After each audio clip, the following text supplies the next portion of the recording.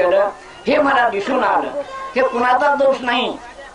कोणी काही जे करत असतील ते काही वर्म चुकून राहिले आपले, काही मार्गदर्शन लोकांना काहीतरी आपल्या काहीतरी मंत्र म्हणून शिरोप करून दिले, अशी आपली भावना बदल झाली.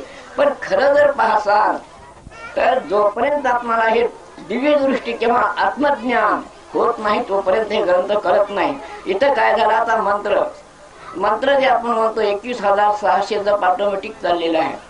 कोणी ओंकार म्हणलं त्याला, कोणी ओम म्हणलं, कोणी सोम म्हणलं, कोणी पंचाक्षरी आगाव हे आता काहीतरी लावून दिले. पण खरं पाहिलं तर श्वास उश्वासच आहे. हा मंत्राचा उद्देश एवढा आहे. आता काही अशी प्रथा झाली की येण्याशिवाय आमचं कीर्तनच होऊ शकत नाही.